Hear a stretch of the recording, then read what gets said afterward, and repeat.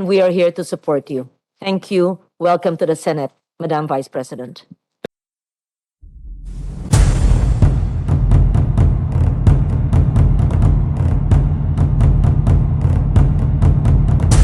First of all, sa atong pinalangga na Vice Presidente, my region mate and fellow Mindanaoan, welcome to the Senate, ma'am.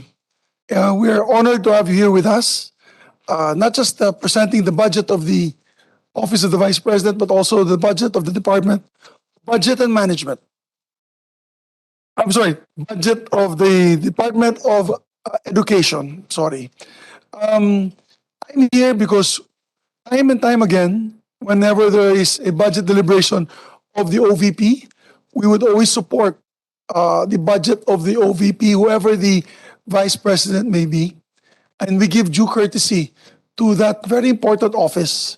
And so I'm here also appealing to my colleagues that we give the same courtesy that we have given to the previous Vice Presidents when it comes to their budget, Mr. Chairman, because I know for a fact that this Vice President is a very hardworking Vice President.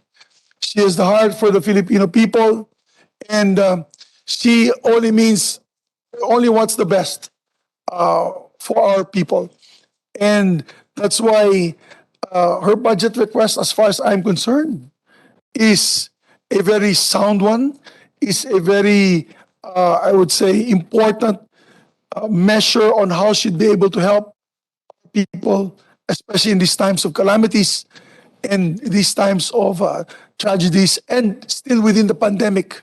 We're still at pandemic response.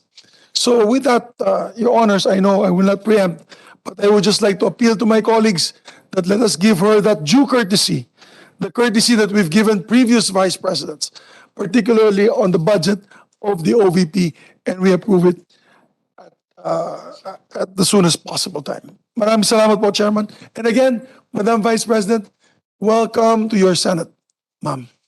I'm happy to see you. We welcome Vice President Sara Duterte and the OVP family. I know and I hope that the proceedings will be brief but meaningful, and we are here to support you. Thank you. Welcome to the Senate, Madam Vice President. First Vice President Sara Zimmerman Duterte, good afternoon, ma'am. Welcome to the Senate. It is my honor to express my support for the approval of the budget of the Office of the Vice President, headed by the very capable, intelligent, and hardworking Vice President Inday Sara Duterte. Mr. Chair, naniniwala po ako na ang Office of the Vice President is in good hands and it is bound to achieve new and greater heights. Okay. VP Inday Sara's leadership is a testament of excellent governance. Her long, remarkable experience as local chief executive of Davao City, is a comforting assurance that she will be able to empower the office more to provide policies and programs that will ultimately uplift the lives of all Filipinos. The efforts of the Office of the Vice President to bring service closer to the people is a great innovation. I understand that the Office of the Vice President under VP Inday Sara's leadership has begun establishing satellite offices all over the Philippines. There are now OVP offices in Dagupan, Cebu, Surigao, Zamboanga, Bacolod, Tacloban, and Davao. And I'm sure also in Cavite. Ngayon lang nagkaroon ng satellite offices ang Office of the Vice President sa iba't ibang bahagi ng bansa. I am confident that with these reforms, the OVP will not only bring service closer to the people, but more importantly, bring us service closer more to the people. Mr. Chair, tiwala po ako na malayo ang mararating ng Office of the Vice President sa pangunguna ni VP Inday Sara. At mas marami pa itong matutulungan at malawak ang kanyang matutugunan. I wish well for the men and women of the Office of the Vice President I wish well for the Vice President, Inday Sara Duterte. At this juncture, after the question siguro of my very good friend, ilang katanungan lang, and then I move for the, submit na natin to sa plenary, no? Thank you, Mr. Chair. And then, okay. Mabilis talaga si Senator Revilla. Magandang hapon, mayong hapon, VP. I'll be accompanying and listening to my minority leader ask some questions about the OVP budget, and then I'll be asking some questions in the next hearing about the DepEd budget. Salamat, Mr. Chair. Salamat. Thank you very much, Deputy Minority Leader Risa. We'd like to state for the record that, as mentioned by our Senate President, the briefings we've given due respect to the office of the Vice President, not only because the person occupying it is very capable and brilliant, but also because it's a respect for the institution.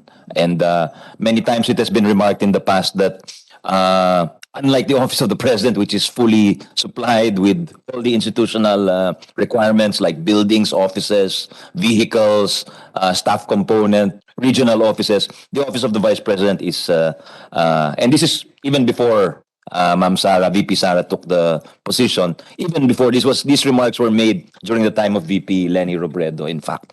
And we remarked, and one of the most powerful testimonies came, in fact, from Senator Nancy Binay, whose father was the occupant of the office before VP Robredo. And she was saying how it was very difficult to conduct business on such a meager budget, which is why I think this institution, and I'm sure under the leadership of Senate President Zubiri, will continue to be supportive of the OVP as an institution. So without further ado, we'd like to, maybe Senator Tolentino, rather, I'm sorry, I almost forgot, would like to give an opening statement. Yeah. No opening statements. Just to second whatever motion positively would result from this committee hearing. We'll give the floor to Madam Vice President. Ma'am, any presentation you may have? Yes, thank you, the honorable members of the Senate of the Philippines. On behalf of the Office of the Vice President, we thank the Senate for the opportunity to brief the esteemed Committee on Finance on our fiscal year 2023 budget, including the plans and programs. But let me just acknowledge the people who worked on our budget. At this point, may I request the presentation of our audiovisual on fiscal year 2023 budget, including the plans and programs, and thereafter we are willing to accept questions. Thank you.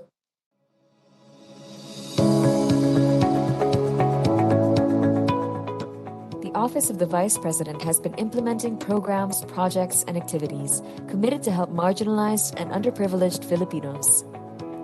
Now, the OVP has defined its mission is to deliver efficient, accessible, and responsive public services and programs that empower, in order to achieve its vision to reach, serve, and create lasting impact on the lives of the Filipino people. Thus, we wish to present the OVP's proposed 2023 budget to sustain our operations, continue our programs, and commence with our projected PPAs for next year. With less than 3 months in office, the OVP has already pursued 4 landmark PPAs in the field of social services. Medical and burial assistance, a program that has been a staple of the OVP since Vice President Noli de Castro. And new programs, Libreng Sakay, Disaster Operations Center, and Pagbabago Campaign. Through synergizing efforts with other agencies and OVP personnel, the OVP has delivered services to thousands of our in-need kababayans in various parts of the country. We are currently strategizing and putting proper mechanisms in place as we prepare to roll out more programs later this year and early next year, including Kalusugan food trucks, relief for individuals in crisis and emergencies, Peace 911, and the replication of Davao City's very own livelihood program for women and the LGBT community, Magnegosyo Taday. The OVP's goal to reach, serve, and create lasting impact is best realized when we connect with our grassroots constituents to cascade our programs. The OVP sees an opportunity for a more convenient and practical way to provide our fellow Filipinos access to basic social services through the establishment of our OVP satellite offices and the Disaster Operations Center. 7 OVP satellite offices were inaugurated in key areas. For Luzon, we have Dagupan City, Pangasinan. For Visayas, we have Tacloban City in Leyte, Cebu City in Cebu, and Bacolod City in Negros Occidental. And for Mindanao, we have Tandag City in Surigao, Zamboanga City in Zamboanga del Sur, and Davao City in Davao del Sur. The OVP satellite offices are mandated to replicate the services of the central office and become counterparts in our disaster relief operations. Meanwhile, the Disaster Operations Center is tasked to be our front line in disaster response and lead coordination with our local disaster risk reduction and management councils. Now, to provide an overview of OVP office operations centered at providing welfare to our countrymen and women, as well as the advocacies we are undertaking in the pursuit of unified development. Our Medical and Burial Assistance Program is funded as financial assistance or subsidy under the Annual General Appropriations Act. With various process and system enhancements, including further expansion through the establishment of satellite offices, this program supplements other government healthcare programs that assist poor, marginalized, vulnerable, and disadvantaged communities. From January to September 27, 2022, the total resources mobilized for medical assistance has reached 276 million pesos, serving more than 18,000 beneficiaries. In partnership with the Department of Transportation, the OVP launched Libreng Sakay. This is a free transport program that aims to provide relief to Filipinos dependent on public transportation to go to work, school, and other places. 5 buses have been deployed to transport passengers in Metro Manila, Bacolod, Cebu, and Davao on specific schedules. From the program's launch on August 3 to September 27, the program has served more than 84,000 passengers. The newly launched OVP Disaster Operations Center executed its first operation in response to the Abra earthquake on July 27, 2022. A total of 3,000 dining starter kits and 360,000 liters of bottled water were turned over to the Provincial Disaster Risk Reduction and Management Office. The Pagbabago campaign is the newest undertaking of the OVP. The project, which shares school supplies with students, is an advocacy campaign of the office that aims to instill the value of education to school children. From July to September 27, the OVP was able to distribute 2,900 bags to various schools across the country. Through the RICE program, a special assistance food box is extended to families or individuals who are in need and are not eligible for medical, burial, or other forms of assistance under the existing programs of the OVP. The Kalusugan food trucks will be utilized in the event of disaster, conflict, or calamity as a mobile food kitchen, supplying food packs and other relief goods to affected areas in Visayas and Mindanao. The trucks will also conduct nutrition programs in schools to support children who are suffering from malnutrition, hunger, and poor health development. The OVP recognizes gender equality and acknowledges the value and potential contribution of women in various fields. Starting 2023, this program will further expand to men and the LGBTQIA+ community, with the aim of capacitating all program beneficiaries with knowledge, training, and skills that will help them become self-sufficient, productive, and empowered individuals. Through livelihood subsidies and trainings, the program aims to enable the beneficiaries to contribute significantly to their families and become of beneficial presence to communities they serve. Peace 911 is a national peace-building program that will help address issues in conflict-afflicted areas by bringing basic services closer to the people. This program aims to use the whole-of-nation approach in partnership with national government agencies, academic institutions, cooperatives, social enterprises, and the private sector. One of the OVP's greatest goals is to finally construct the permanent office of the Vice President, which will institutionalize the legacy of the office beyond any individual or administration, and more importantly, give Filipinos stable and easy access to our services. Over the next few years, the OVP will prepare to establish a permanent office, which will feature a ceremonial area, Museum of the Vice Presidents, Administrative Office, Residential Area, and headquarters for the security personnel detailed to the Vice President. To realize the impact the OVP envisions for the Philippines, to implement our programs, projects, and activities, the Department of Budget and Management has recommended a budget of 2.3 billion pesos for financial year 2023, vis-a-vis the 709 million peso proposal of the OVP, 223% higher than the financial year 2022 budget as appropriated.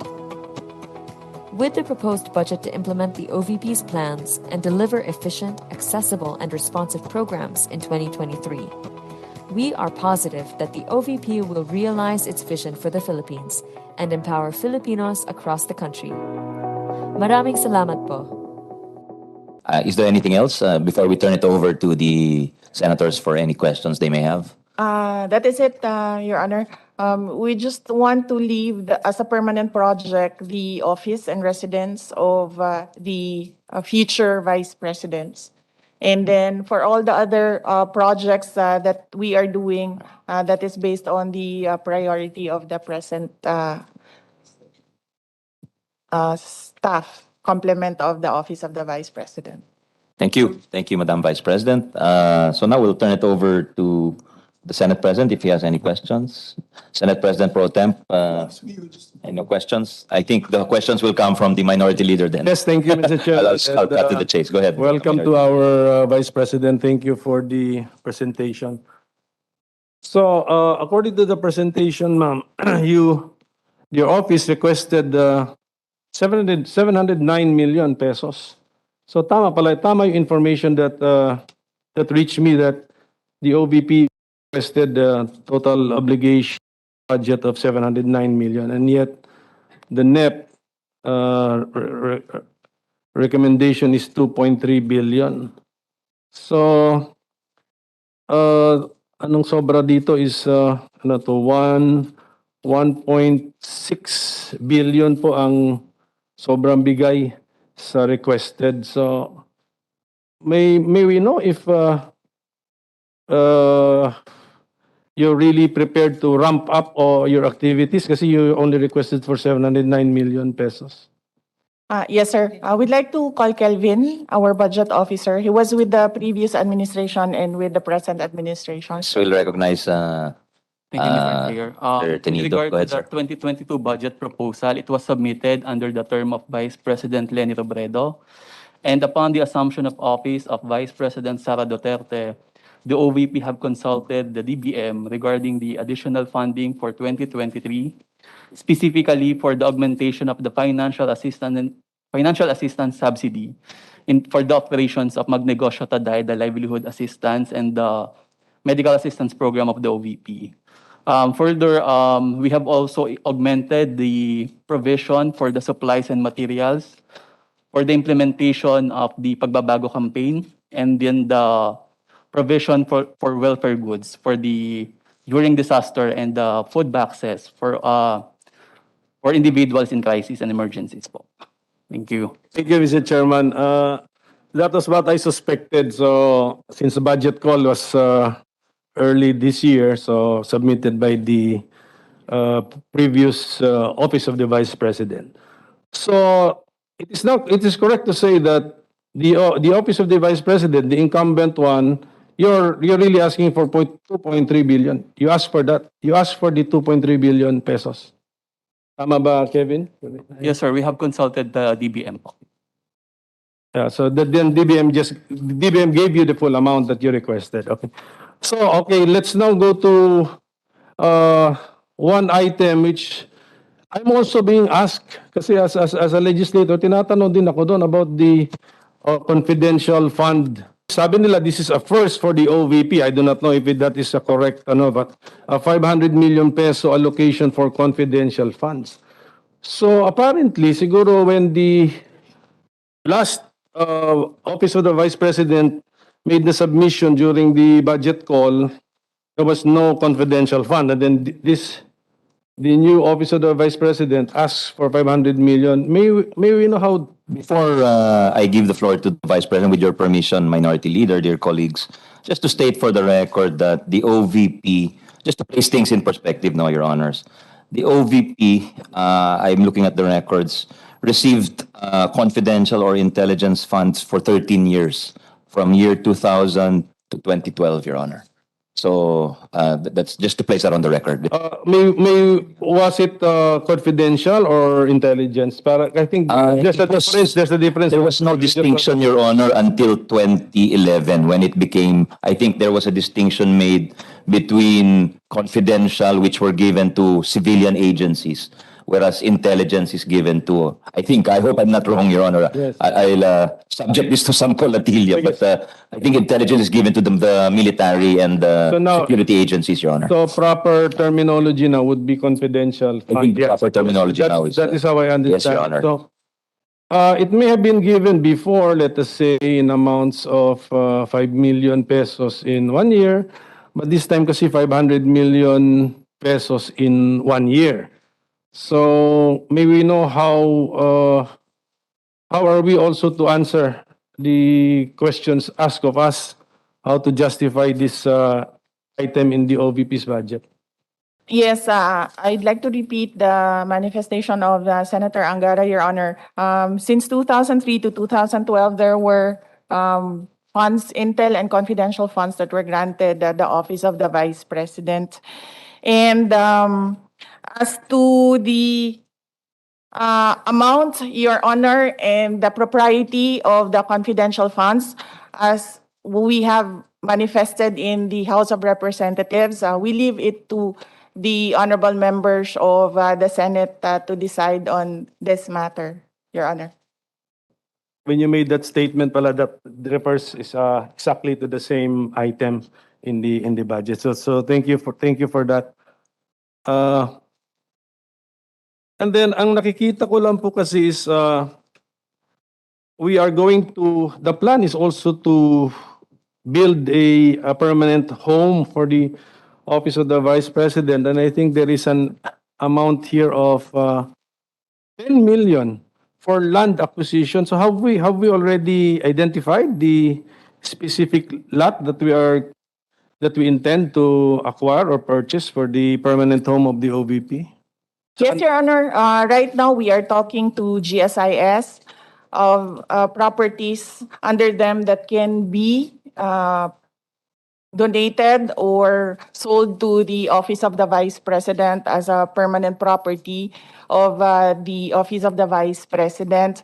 We initially allotted 10 million for thinking of a down payment just to secure the contract for next year, and then ask for additional amounts for multi-year payments of the property.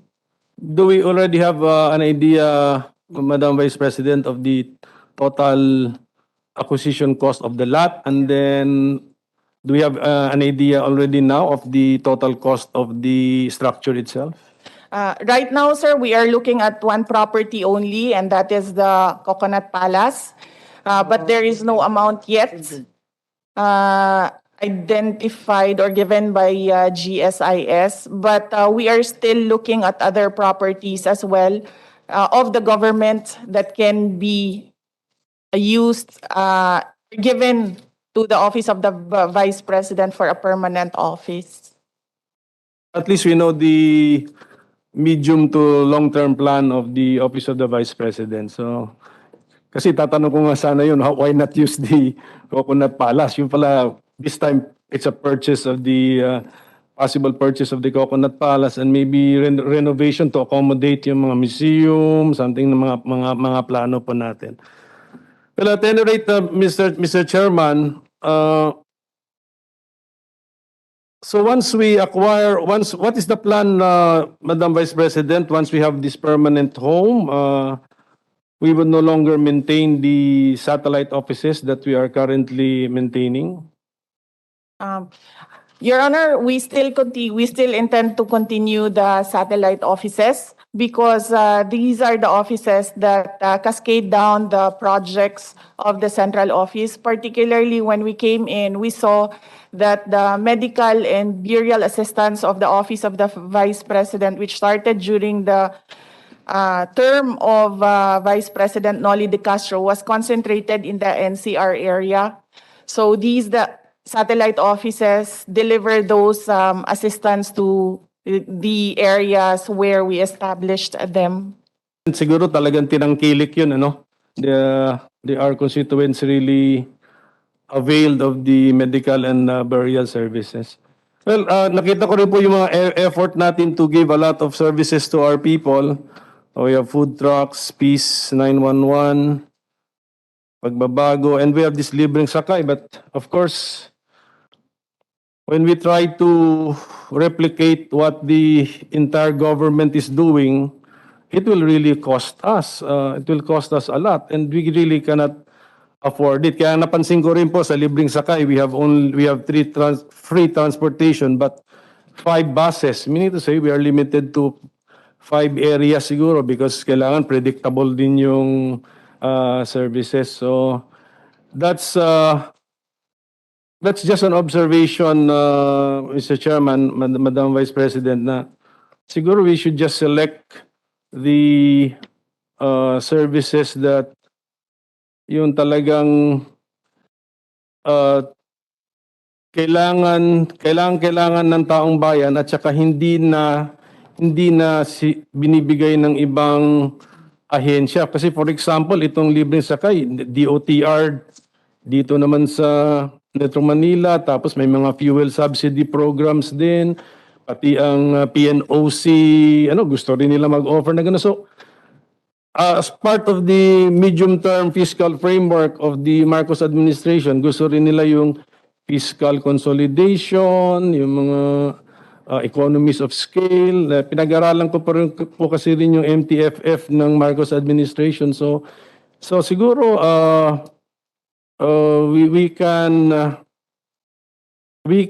we should not try to replicate the entire government setup through the office of the Vice President. May we get your reaction, ma'am? Yes, thank you, Honorable Senator. Yes, sir, we are not duplicating or replicating the existing libreng sakay of the Department of Transportation. In fact, the buses, sir, were lent to the Office of the Vice President, which we lent to the DOTR. So instead of the DOTR renting buses, they have free 5 buses from the OVP, for which they don't pay for the lease of the buses, except that the So dapat ma'am, bayaran pa kayo sa lease ng ano. Tumulong sila sa construction ng building ninyo, ma'am. we just pay for the salaries of the driver and the gasoline po. With the permission of the body, I move for the approval of Hold the on, budget. I was told, I'm sorry, Your Honor. Okay. Senator Bongo, who's also committee vice chair, wants to make a manifestation. Okay. We would like to Okay. acknowledge one of our committee vice chairs, the kababayan of former mayor, now Vice President Sara Duterte, Senator Vice Chair, Senator Bongo. Sir, good afternoon. You have the floor. Good afternoon, Mr. Chair, Ayo, Vice after. President Sara Duterte, fellow senators, distinguished resource persons, and all those watching today. Allow me to deliver a quick manifestation. I will not be interposing any questions. I just want to express my full support for the budget of the Office of the Vice President.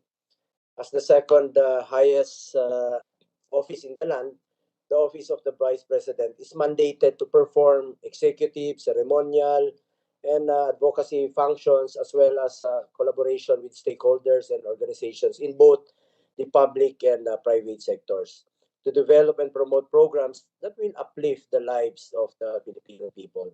Therefore, the OVP will need a strong budgetary support to realize their mandates and deliver what is expected of them.